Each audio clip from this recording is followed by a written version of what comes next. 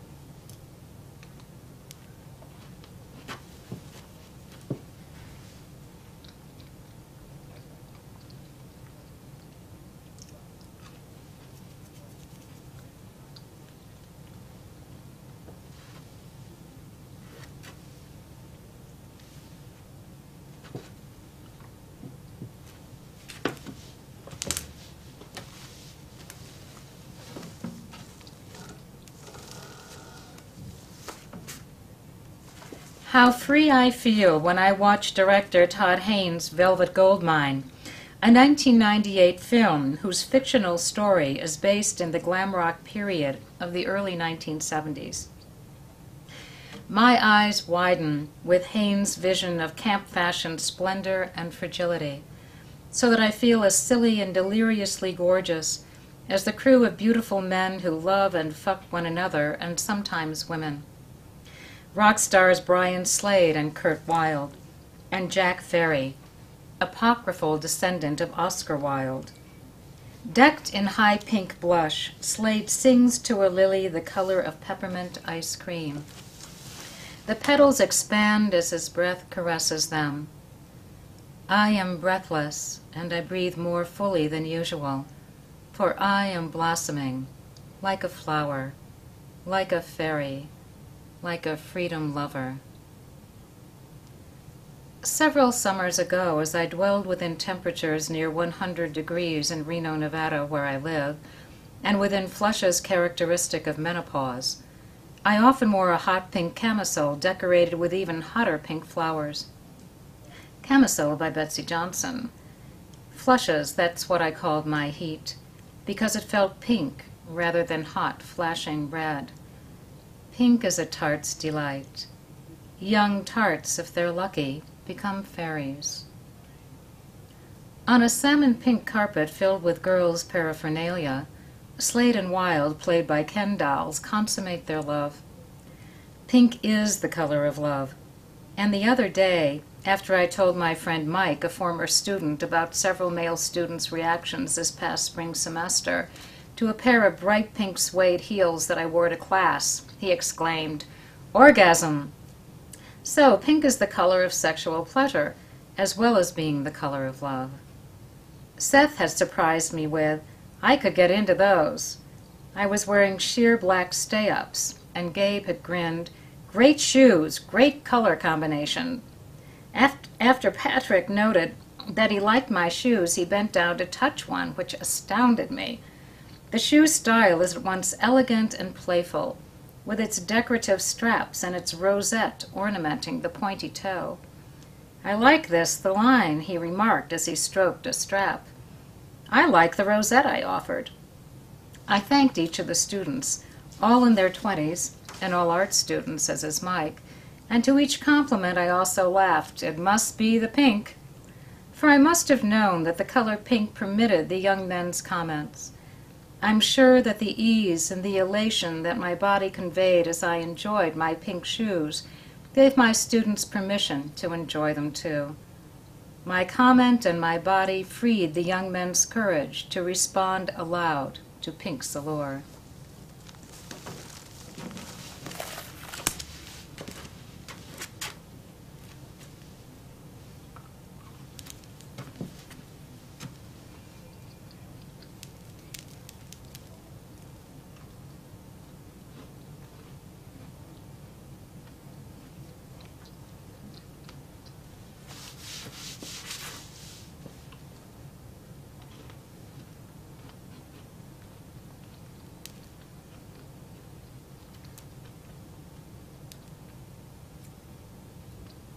These cookies are so good.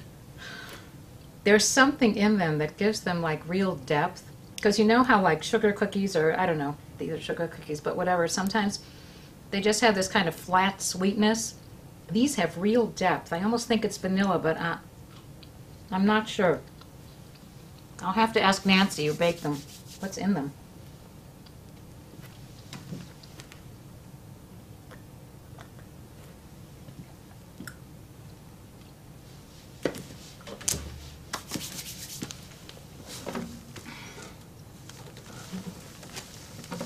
Valentines lure some of us because of their abundant pinks. Valentines feature pink because it is the color of happy love and sex. Nothing says I love you like pink, asserts Stanislas de Quercy, president and CEO of Cartier in New York. Cartier introduced a rose gold jewelry collection in time for Valentine's Day 2003. In a March 17th article in the Seattle Post-Intelligencer, de Quercy reveals that the pink collection was conceived 2 years ago.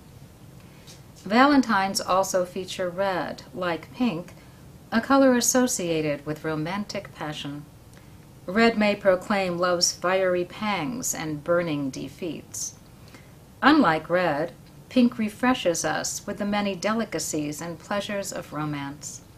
Consequently, it embarrasses us, because we read delicate passions as feminine. Stereotypically, femininity belongs in pink's soft lineage. There, it can be a weak and easy color, neither strong nor difficult as pinks in the hard lineage can be. Soft derives from an Indo-European base whose basic sense is fitting, friendly, suited to. Mild and gentle pinks connote innocence, so are fitting for little girls and so-called old ladies, both of whom have been deemed suited to not sex by cultural conventions. The restraints of gender and age conventions domesticate pink into a safe and comfortable color. It conveys the culturally domesticated sexuality of old and young females. Domesticated pink gives their observers the comfort of believing that at least some classes of human females are sexually off-limits or pure or undemanding or boring. In its softest tones and connotations, pink is not just pale, it is pallid and bland. Pink can be friendly to those who wish to relax into the notion that femininity is non-threatening.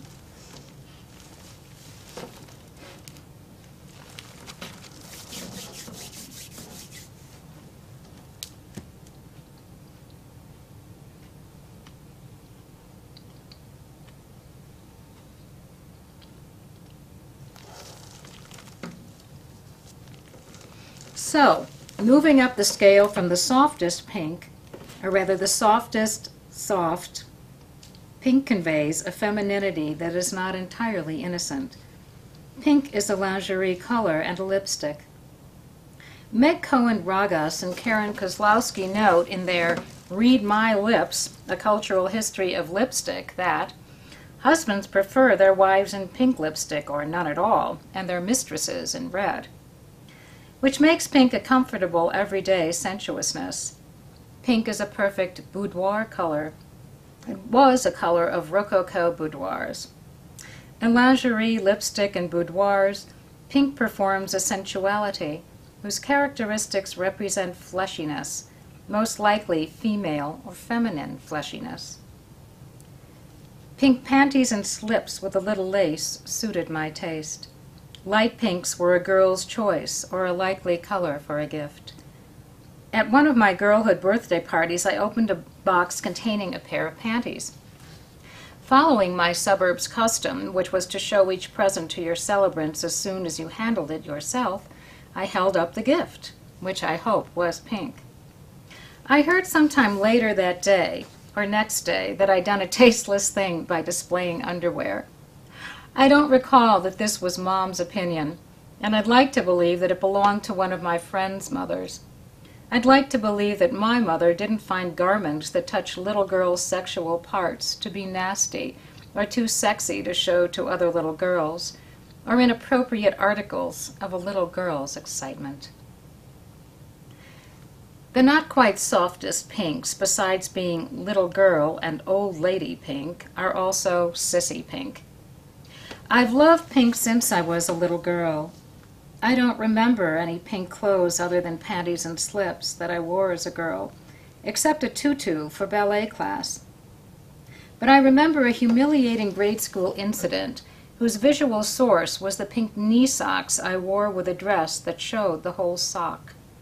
Vivian, a girl in my class, teased me about them in a very nasty way.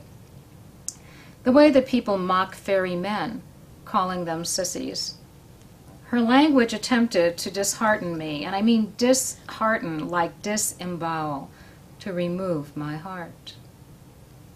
Pink's use in Valentine's associates it with the heart. I didn't retort with words, I held back tears, and I've defended pink ever since. A warrior for pink and in pink, by wearing it, and by telling people it's my favorite color, which it often has been, a primary color for me.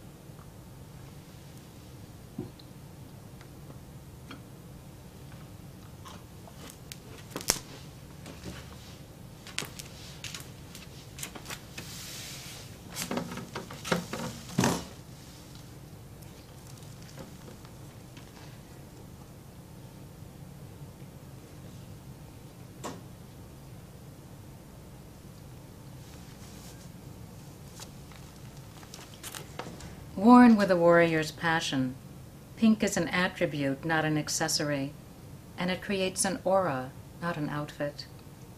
Pink is a state of mind. This is clear not only from my assertion of attribute and aura, but also in the phrase, think pink, which often appears in news media fashion stories that tout the color as a must-have. This was the case a lot this past winter and spring, and in the phrase pink think, used by Lynn Perrell in her book, Pink Think, Becoming a Woman in Many Uneasy Lessons. Perrell discusses the enforced femininity for women that pervaded the United States from the 1940s to the 1970s, and that endures into the current century. Despite the dis-ease that achieving a properly pink femininity may cause some women, a bevy of mid-range pinks can create, for both the woman in pink clothes and cosmetics and a person who experiences her, variously easy states of mind and emotion. In the February 11, 2003 Edmonton Journal, Los Angeles stylist Brooke Dulene, I think I'm pronouncing that right, I'm not sure, believes that a hint of pink in the midst of other winter clothing colors creates what she calls, or he, I don't know, an approachable, flirtatious look. Pink think common sense knows that pink does wonders for the complexion. So we should not be surprised that in a Today Show interview last April 15th, when anchor Katie Couric interviewed cosmetics queen Bobbi Brown about spring makeup trends, Couric called pink a flattering color. Both women's use of pretty a couple times reinforces the idea that pink is a comforting color. And as Brown affirms, pink is always big in spring, but now in times of stress, pink makes you feel pretty, and right now we just need to feel good. Brown is referring to post-9/11 stress, a date that appears explicitly and implicitly in other winter and spring '03 fashion stories about pink. Dr. Leatrice Eisman, a color psychologist, asserts in the March 17th edition of the Seattle Post-Intelligencer. I think a lot of the pink is emanating from this need to wrap ourselves in something that's nurturing.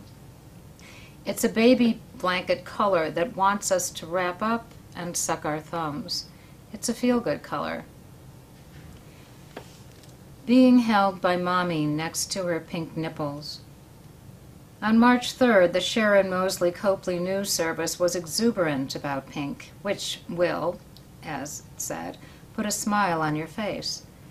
The headline is Pink Pick-Me-Ups, and Erica Archambault, public relations manager for The Gap, posits, with a winter that seems never-ending and all the uncertainty in the world, we're ready for the bright cheeriness of pink.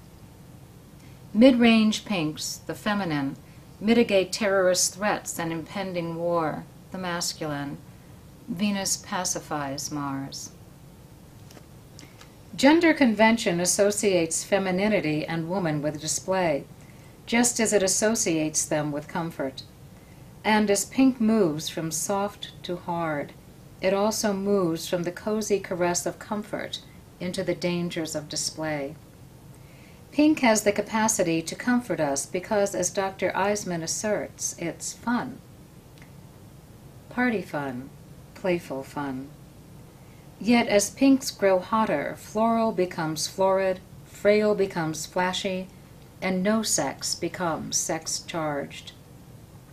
No wonder the cover of David Batchelor's Chromophobia is heatstroke fuchsia, and the end papers of Bill Dobbins' The Women, photographs of the top female bodybuilders, are a voluptuously warm and tangy pink, like petals that I'd like to taste. Flagrant, pyrotechnic, and paroxysmal pinks, shocking pinks that exalt orgasm, being grasped in the pink embrace of your lover's cunt, being penetrated by the pink of your lover's cock. Shock probably derives from the Middle Dutch schokken, to collide, and from the Indo-European base, not sure how to pronounce this.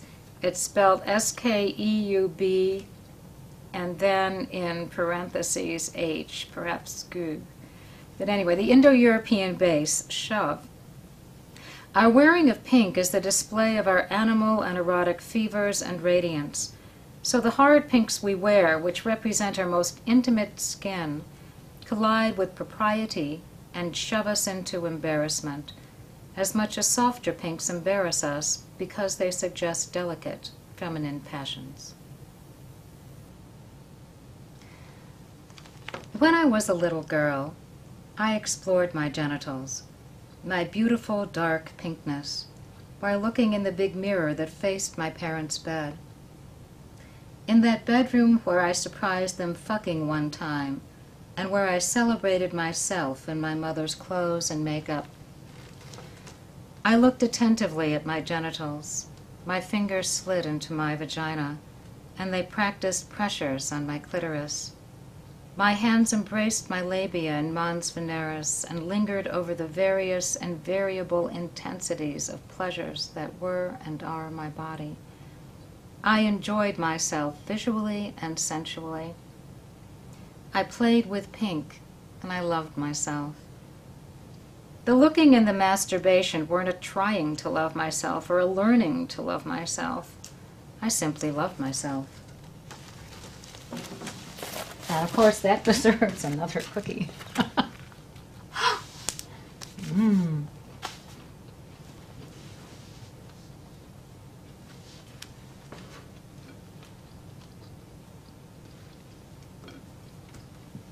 Now, you know something? If you were here right now while I'm doing this, I would offer you these cookies, because I'm surely not going to eat them all. And they're delicious and you'd love them.